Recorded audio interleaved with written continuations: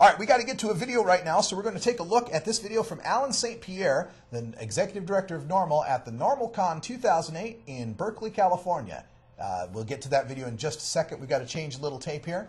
And we want to remind you that you can get all the information we're talking about here at our website, ornorml.org. That's ornorml.org. And you can call us at 503-239-6110.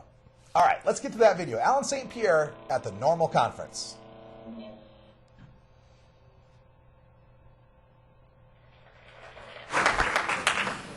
Thank you, one and all, for attending this year's 37th annual conference. Per usual, in this role that I've taken up the last couple of years, I have some housekeeping that helps us inform of how we have a better experience here. This is going to be a full house. We're going to stretch the capabilities of this particular facility. So please be patient with all the different things that are going on at the conference. There's about 500 people that are going to be here at some point over the next 2 days. I'd like to thank our sponsors this year. This is one of the things that's so interesting in the almost 18 years I've been at NORML, is watching how much things change in the marijuana law reform movement. So we have 3 local sponsors: Harborside Health Center in Oakland, Oaksterdam University, Berkeley Patients Group, and we have 2 groups that have a national scope on their reform and their business models, and that's the THC Foundation and Cannabis Therapeutics, though they're based in Colorado, and they're all great examples of the maturation of the marijuana law reform movement. It is lunch on your own today, so since we're kind of out on this spit, sticking out into the bay, they've set up buffets out there, so we should be able to get through lunch fairly quickly today, so don't hesitate to get right into lunch. After, of course, the 4:20 break, we're all over. We leave this particular facility, we go to where we were last night, which is Building 4. So for those who didn't get in last night, and just to get over to the building, it's really simple, even though this is kind of an interesting laid out campus. Follow the golden road. There's a golden path that goes right over there. Just get on it and get up to the floors there. And we'll have 3 breakout sessions. Tonight, we meet at 7 o'clock for our auctions and awards. We're going to celebrate the lives of our fallen friends who have passed away this year since we last met. And of course, there'll be good food and drink. And we'll have a silent auction until High Times Music gets there. Then it gets really loud. Saturday night. Saturday night is going to sell out. So if you want to attend, please get your ticket at NORML's table or at the Harborside Health Center one up in the vendors room. I should acknowledge that upstairs is where all of the vendors are, right above us. Please check out their wild exhibits. And Saturday night's going to be great. Great entertainment, Los Marijuanos. And just by a show of hands, how many people have seen the Extra Action Marching Band? Okay, well. Don't miss it. Everybody else, if you don't raise your hand, if you didn't raise your hand and you can afford to go, you really need to go. And unfortunately, you do have to be over 21 years old. It is an incredible event. So please go through those tickets. It's going to sell out. Sunday. For those, this is again a good example of the maturation of the marijuana law reform movement. Oaksterdam University has partnered with NORML's legal committee, our group of 500 plus lawyers around the United States.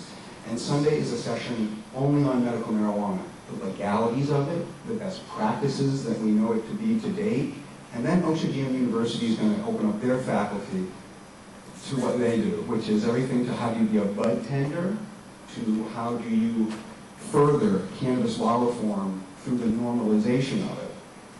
It's going to be a great one-day seminar. There's about 125 people who have already signed up. We don't think the room can hold more than 175, so if you want to attend that, also please sign up early. We might increase the size of the room if we have to, but we didn't think it was going to be as popular as it was. And by the way, for the $150 that it costs to go to that, I believe, you get thousands and thousands of dollars of free legal advice you could never get in any room at any time. So it is really worth a while. My brief introductory remarks, and they always are, because I spend the whole year sort of in a one-way communication out, press releases, podcasts. So for me, conferences are hearing from everybody else, hearing all the great knowledge and all the great things that they're doing. But the theme this year that the board came up with, it's not your parents' prohibition, really is a multi-tiered theme. Steve touched upon it. The comparison between alcohol and cannabis prohibition is stark. You really couldn't get arrested for alcohol, only for the sale of it without paying a tax. You could use it, you could give it to a friend, you could use it as a religious sacrament to be sure. You could even have it prescribed to you. Up to 2 cases of beer a day or 2 quarts of wine per day could be prescribed to you. And I collect these, I have these in NORML's archives. So it is so clearly different. I would take alcohol prohibition in a minute today compared to how deep and entrenched marijuana prohibition is. As Steve touched upon, some 872,000 arrests, 20 million arrests in the last 70 years. And by my calculations, by 2010 or 2011, we will be arresting 1 million people in the United States per year on marijuana charges, and again, 90% of them for possession only. It is an abject failed policy. So, alcohol prohibition, our grandparents certainly lived through prohibition, but it's nothing like what we're living through. It is so much harsher and more expensive. They really cannot be compared. But look where we are today. The metrics, if you will, to use in shorthand, the metrics of the movement. Just generally speaking. I mean, if I was doing my PowerPoint, I would just say, the chart, just an upward trend. Everything.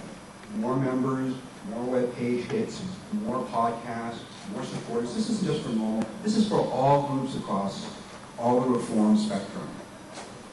We are winning the public forum debate. We just have to bridge the gap to the policymakers. That is clearly what needs to be done. That's what NORML and all the other groups really are doing, is bridging that gap between our elected policymakers and where we clearly know, as Steve indicated, from the polling,